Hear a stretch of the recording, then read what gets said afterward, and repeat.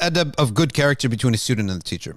The first adab, it starts with the teacher. I believe personally, when there's a relationship, parents and kids, ruler and ruled, landlord, tenant, boss, employee, teacher, student, that relationship usually goes well if the stronger authority knows what they're doing and does things right. You hardly give a reason for the lower person who is in lower status in the relationship.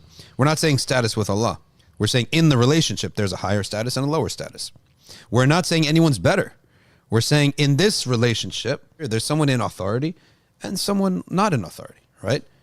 I may have an employee. That employee may turn around and I may rent from him. It's possible. He's an employee in this profession. He's lower on the totem pole, let's say, hypothetically. But he has a little real estate business on the side. I may be his tenant. I may rent a storefront from him. So in that relationship, he's the one in charge. In this relationship, I'm in charge. So that's the first thing, is the teacher to realize these students are an honor from Allah. That Allah is sending people to learn the Deen from me. I should be humble. I am the one getting honored by this relationship. They're not honoring me. Allah has honored me through them. If a teacher takes that attitude, pretty much nothing he could do after that is wrong. Because anything he does after that is an accident, right? Or a limitation or something. But once he has that perspective, he would not abuse these students. This is an honor that Allah gave me. And once he treats his students that way, how do you think they're going to treat him? The student now must treat his teacher as the means that Allah chose for you to get near to him. Oh, slave, you want to draw near to me? Go to so-and-so. Allah chose. So the teacher and the student are both viewing each other as chosen from Allah. Allah honored me by making you come and ask me a question in Deen. That's a way for me to earn reward and earn a position with Allah. And it's an honor to me, right? Likewise, the student views the teacher. Allah chose this person as my means to draw near to Allah. When both sides are viewing each other like this, they will instinctively treat each other with the best of manners. Minor things, a student should never hear a teacher say something and say, oh, I heard that story before. Not say that. He shouldn't finish his words for him. He shouldn't then compare him to other contemporaries. He shouldn't say, what do you think about this? Oh, because your colleague down the road said that. Because now, what are you doing? The comparison here? Are you doing a comparison? Are you experimenting with us? You take or you don't. You have come with the student should come with an assessment. This person is worthy of taking knowledge from. Okay? Why is he worthy of taking knowledge from? He acts upon it. He speaks well about the Quran. He has teachers. I asked about his teachers. I asked about his background. He is worthy of taking knowledge from. Now I'm going to take knowledge from him. A sheikh should never take joy, personal joy, from his students. In other words, should never sit there enjoying their attention. Should never try to benefit from them. If he asks them to do something, it's a separate contract. He should not ask for favors. They should offer, but he should say no. Don't benefit from your students. If a sheikh comes, hey sheikh, what are you doing? I'm mowing the lawn. I'll mow the lawn for you. You're getting yourself into some hairy situation. Back in the past, fine. In the past, that sheikh was probably your uncle. Probably your friend's uncle. You're all one village in the past. That was fine in the past, right? But these day and age, right, it's very shady territory when you get into that. Get very personal. Now they're serving you as a person. Are you some god or something? No. Teach them. I believe in independence from the student, right? Teach them. That's a relationship. You want your grass cut? Pay him, right? And even that, it's a problem. Now you go to the student and say, hey, you stink at cutting grass. You're fired. Now the student's messed up in the head. Sheikh fired me. So find somebody else even. I personally will be very cautious in all relationships.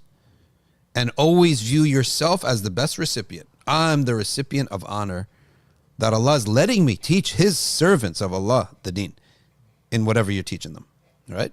And then hope that you discharge this relationship and the relationship is over someday, and now I can go back to myself and worship Allah by myself. Imagine now, the most honored person that you know says to you, hey, watch out for my baby for a few minutes. This is not something to enjoy, right? Imagine the greatest person in your mind alive today tells you, hey, I need you to watch out. Or forget that. Let's say take care of my money for a few minutes. Here's a bag of gold.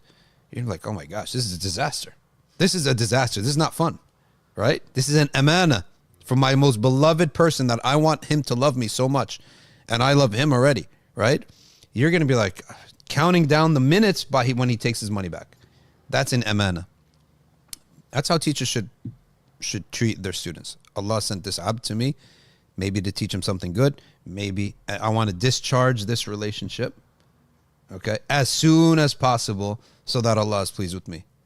Umar ibn Khattab said, I wish that Allah would take me on the Khilafah. My account, nothing for me, nothing against me. And he expanded the Ummah so much. The Ummah owes him so much, right? He did so much. But his intent was, I hope I have nothing against me. That's it. Even have no thawab, but no sins. No hasanat, no sins. No good deeds, no bad deeds.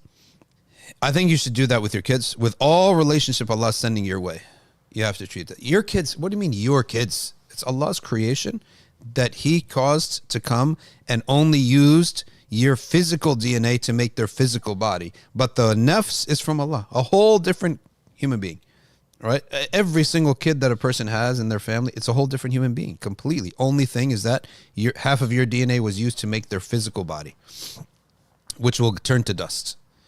And then Allah charges you. You have to feed them. You got to care for them, give them a good childhood, educate them in the Deen. This is a big, huge amana. You know what else? When you treat kids, it's very easy to bully them around and smack them around. And sometimes they deserve it. Let me rephrase that. Most times they deserve it, right? But what holds you back, imagine in your mind the resurrection, and the tables are flipped now. You're no longer the superior. You're the same age.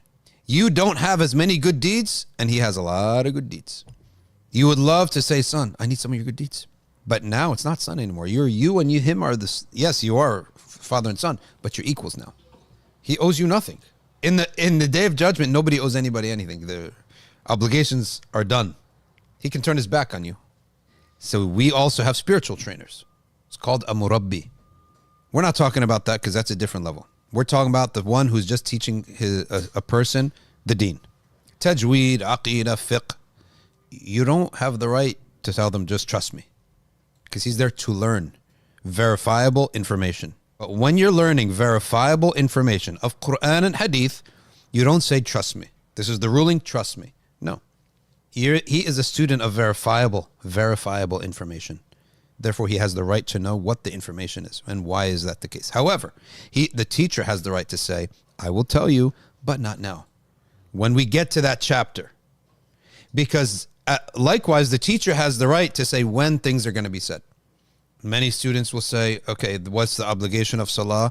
Oh, is this sunnah or not? Hold on, stop. We'll get to the chapter on sunnah later. Right? There's obligations of salah today. Sunnah later. So the teacher must educate on what it is and why it is, but he doesn't have to do it at your timing. He can say, we're going to get to that at the later chapter. Because otherwise, we have chaos in the classroom. The halakha becomes a chaos. It's very important to know the difference between these things. And Allah subhanahu wa ta'ala, when Ibrahim asked questions, he answered them. It's not from a type of taqwa to have no knowledge about why I'm doing what I'm doing.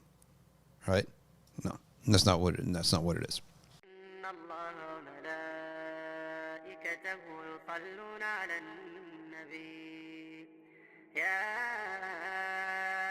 الذين آمنوا صلوا عليه وسلموا تسليما